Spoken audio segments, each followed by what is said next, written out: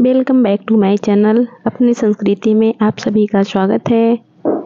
दोस्तों, कैसे हैं सभी? उम्मीद करते हैं अच्छे होंगे और मैं भी अच्छी हूँ।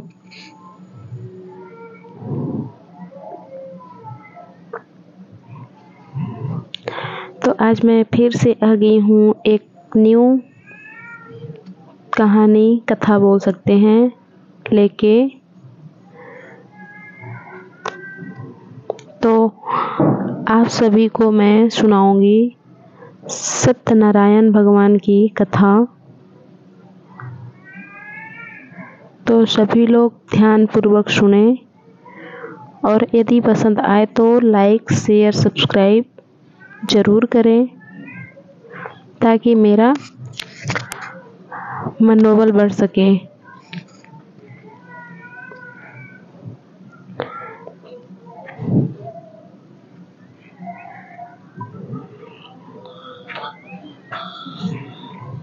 चलिए हम चलते हैं कथा की ओर। बताते हैं आप लोगों को। एक समय की बात है,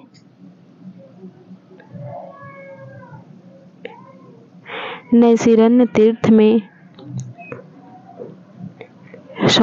सौनिकादि 88,000 ऋषियों ने श्री सूत जी से पूछा, हे प्रभु, इस कलयुग में वेद विद्या रहित मनुष्यों को प्रभु भक्ति किस प्रकार मिल सकती है तथा उनका उद्धार कैसे होगा?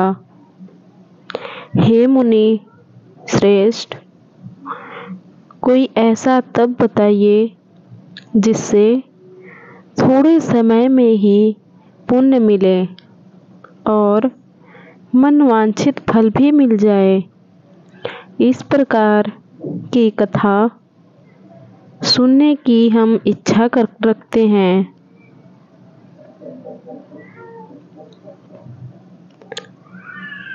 सर्व शास्त्रों के ज्ञाता सूत जी बोले, हे वैष्णवों, मैं पूछ, आप सभी ने प्राणियों के हित की बात पूछी है, इसलिए मैं एक ऐसे श्रेष्ठ व्रत को आप लोगों को बताऊंगा जिसे नारद जी ने लक्ष्मी नारायण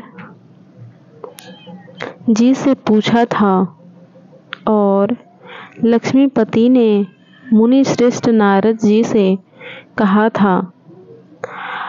आप सब इसे ध्यान से सुनिए। एक समय की बात है दोस्तों, यदि सभी लोग ध्यान पूर्वक सुनेंगे तभी समझ में आएगा, तो प्लीज कृपया करके आप सभी लोग ध्यान से सुने। तो बता दें, एक समय की बात है, योगी राज नारद जी दूसरों के हित की इच्छा के लिए अनेकों लोकों में घूमते हुए मृत्यु लोक में आ पहुँचे। यहाँ उन्होंने अनेक योनियों में जन्मे प्रायः सभी मनुष्यों को अपने कर्मों द्वारा अनेकों दुखों से पीड़ित देखा। उनका दुख देख नारद जी सोचने लगे कि कैसा यत्न किया जाए जिसके कारण से निश्चित रूप से मानव के दुखों का अंत हो जाए। इसी विचार पर मनन करते हुए वह विष्णु लोक में गए। वहाँ वह देवों के इस भगवान नारायण की स्तुति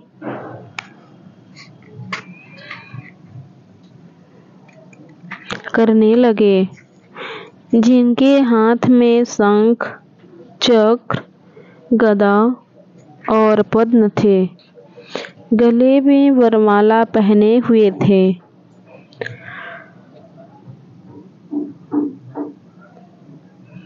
स्तुति करते हुए नारद जी बोले, हे भगवान, आप अत्यंत शक्ति से संपन्न हैं। मन तथा वाणी भी आपको नहीं पा सकती है। आपका आदि मध्य तथा अंत नहीं है।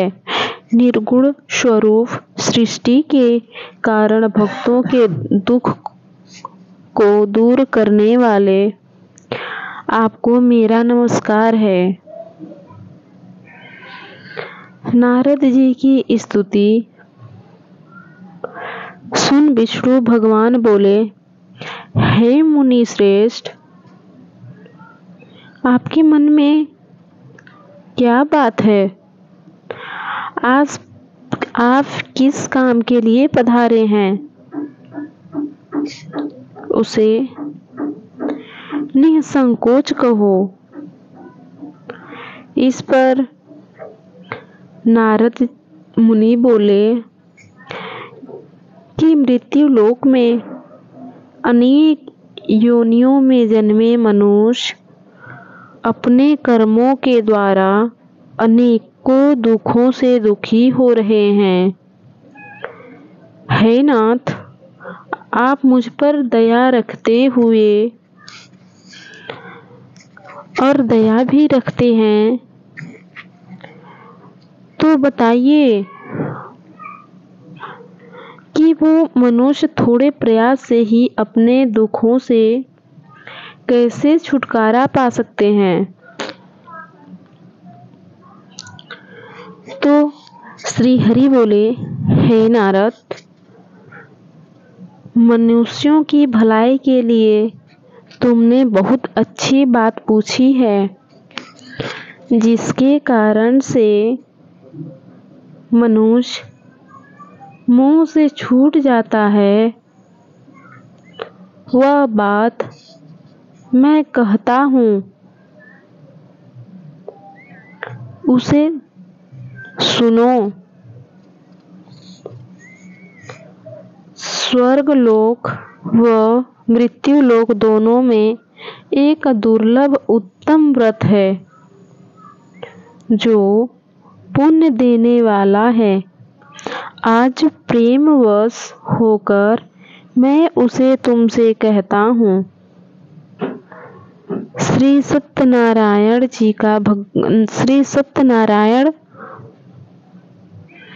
भगवान का यह व्रत अच्छी तरह विधान पूर्वक करके मनुष्य तुरंत ही यहाँ सुख भोग कर मरने पर मोक्ष पाता है।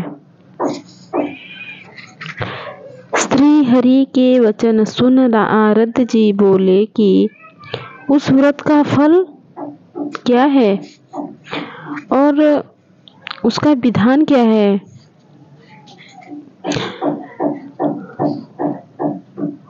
यह व्रत किसने किया था? इस व्रत को किस दिन करना चाहिए? सभी कुछ विस्तार से बताएं। नारद जी की बात सुनकर श्री हरि बोले, दुख व शोक को दूर करने वाला यह व्रत सभी स्थानों पर विजय दिलाने वाला है। मानव को भक्ति व श्रद्धा के साथ शाम को श्री सत्यनारायण जी की पूजा धर्म परायण होकर ब्राह्मणों व बंधुओं के साथ करनी चाहिए।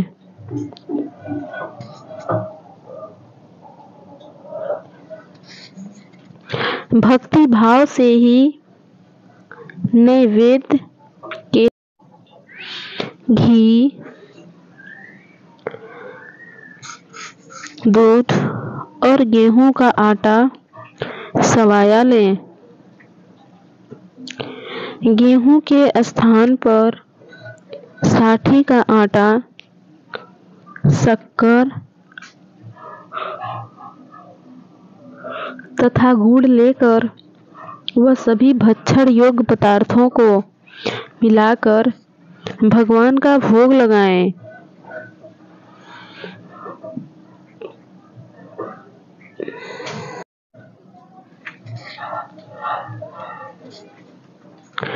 ब्राह्मणों सहित बंधु बांधवों को भी भोजन कराएं। उसके बाद स्वयं भोजन करें। भजन कीर्तन के साथ भगवान की भक्ति में लीन हो जाएं। इस तरह से सत्यनारायण भगवान का यह व्रत करने पर मनुष्य की सारी इच्छाएं निश्चित रूप से पूरी होती हैं। इस कलिकाल में अर्थात कलयुग में मृत्यु लोक में मोक्ष का यही एक सरल उपाय बताया गया है।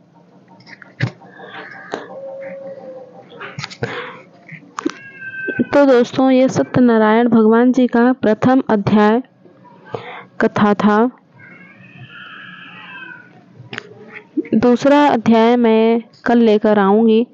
तो यदि आप लोगों को पसंद आए तो लाइक शेयर सब्सक्राइब करना ना भूलें, और ऐसे ही कथा कहानी सुनने के लिए हमारे चैनल को सब्सक्राइब जरूर करें, ताकि आप तक ऐसे वीडियो सबसे पहले पहुंच सके। थैंक यू, धन्यवाद। मिलते हैं अगले नेक्स्ट वीडियो में। तब तक के लिए बाय।